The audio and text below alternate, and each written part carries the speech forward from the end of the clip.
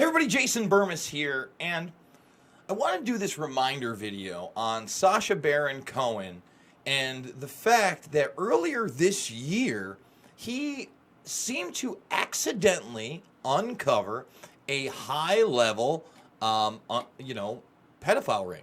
Let's repeat that, a high-level pedo ring in which, he was posing as this playboy billionaire, and we'll get into all that and the show Who is America in a moment, but thought that he would catch somebody in an uncomfortable conversation, which was what the show was really all about, and instead he got caught up in a very awkward moment, took that information to the FBI, and subsequently either the FBI was lying to him, and there's a tale of two FBIs, which is going to be the meat and potatoes of this story, or perhaps, that's what he was told to say, or that's what they said to him, and maybe an investigation ensued, and we just don't know how far along that is.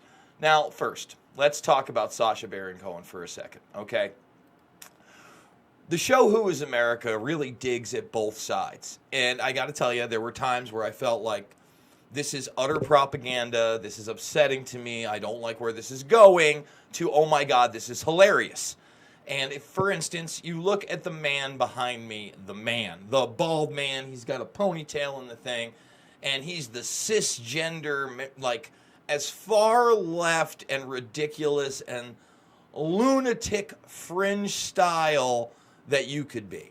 I believe there's one episode where he literally rectally puts something there so he can give birth like a woman. I mean, he's hilarious as that person. Then in the middle, you have the Israeli Mossad agent, or not Mossad. I'm not Mossad. And I mean, he interviews Dick Cheney. He does not make Dick Cheney look good whatsoever. The person in the cowboy hat is also on a rascal, and of course, it's used to make fun of the quote-unquote alt-right or the far right. The person over there in the glasses and the little shirt is kind of like this unboxing video person showing the immaturity of the internet. And then the bald man with the neck brace is an ex-con who infiltrates the art world and shows how lunatic that is. And again, I enjoyed this show. So Gio Maldonado is the person wearing the cross. He's the playboy billionaire. And if you look at this story right here, we'll be going over that later. Sasha Baron Cohen says he turned over disturbing Who is America footage to the FBI. You'll know this coming from an interview he did with Deadline. And as I said, he was playing the Gio Maldonado character. So I want to read this part because I'm going to show you just a little piece of that segment. Exactly. Immediately after that interview, the next person I interviewed was again with the character Gio. The satirical aim of him was to show the levels in which people would go to out of greed, out of money. What would they do for money? In one of the interviews, a yacht builder is ready to build a yacht for Colonel Assad, even though it's going to be used to transport women, basically sex slaves. And during the interview, Gio receives fellatio, and the yacht broker is ready to carry on and keep on talking about the deal. So, this is the character he's playing. He's got a woman next to him. I'm going to turn the volume off. But essentially, as he's making this deal right here, he puts a blanket over himself, and, she comes back over and services him in front of him. My biggest problem is what? That they're making Assad out to be this sex trafficking dictator. And the guy's like, oh yeah, we've totally put anti-aircraft missiles on yachts before. So the character is very, very well done. But here's where it gets creepy. Okay, let's read the next part.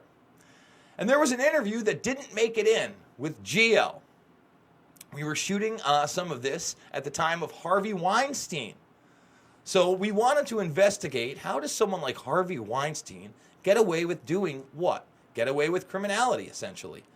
And the network that surrounds him. We decided that Gio would interview a concierge in Las Vegas. During the interview, I revealed that basically Gio has molested an 8-year-old boy.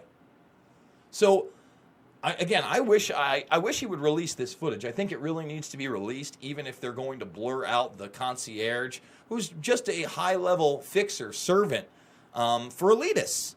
You know, not just billionaires, but millionaires, people that have the money. So again, he opens this up that he reveals that he's taken advantage of an 8-year-old boy. Now, mind you, this is an extreme comedy, and we thought that the guy would leave the room. Instead, this concierge stays in the room, and I go, listen, you've got to help me get rid of the problem. And this guy starts advising Gio on how to get rid of this issue. Not the first time that somebody's been a little bit nervous about being with an 8-year-old boy, apparently. We even at one point talk about murdering the boy. And the concierge is just saying, well, listen, I'm really sorry.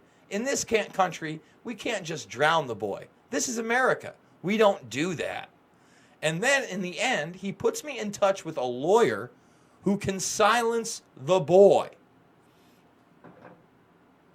So a concierge in Vegas has contacts right away that can silence young boys who have been sexually abused by predators.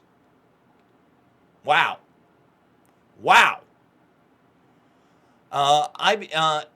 Let's see. It became really dark stuff. And then at the end of the interview, I say, listen, I want to go out and celebrate now. Can you get me a date for tonight? He says. How do you mean a date? I go, you know, like a young man. He says, well, what kind of age? I say lower than bar mitzvah, but older than 8. So in other words, 8 to 16 years old.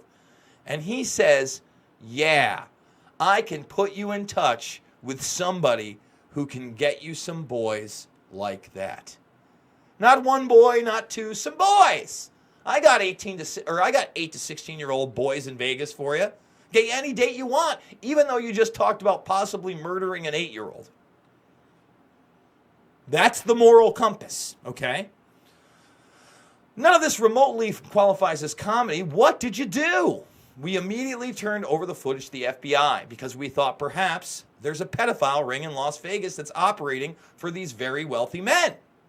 And this concierge had said he'd worked for politicians and various billionaires. On camera. But in the end, the FBI decided not to pursue it. Not surprising you didn't put it into the show. It was too dark and wrong. In a journalistic way, it was fascinating, but it was also so extreme and so dark, it was too unsettling for the audience. Now, not much is too unsettling for Sasha Baron Cohen, okay? You look at Borat, and I'm not even sure today. Well, it's a great film. I saw Borat in the theaters. And before that, he did Ali G. I don't know that movie can get made. But going back to the FBI, you know, I often talk about this book, The Franklin Scandal, and its predecessor, The Franklin Cover-Up, but especially this one because of how well-sourced it is, how thick the documentation is, and in here you've got a ton of FBI documents and interviews. Now, this came, look at this right here. Let's see if we can get yep, there we go. This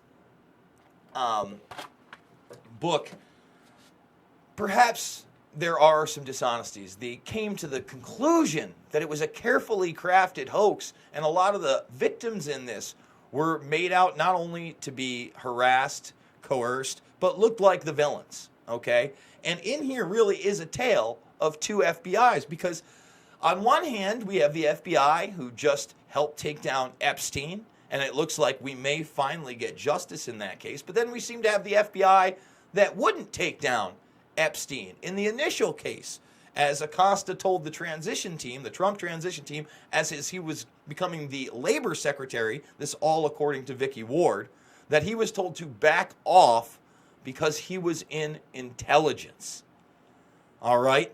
So the FBI kind of working as fixers in that case, and if you read the Franklin Scandal, you can't help believe, but they were fixers in that case as well.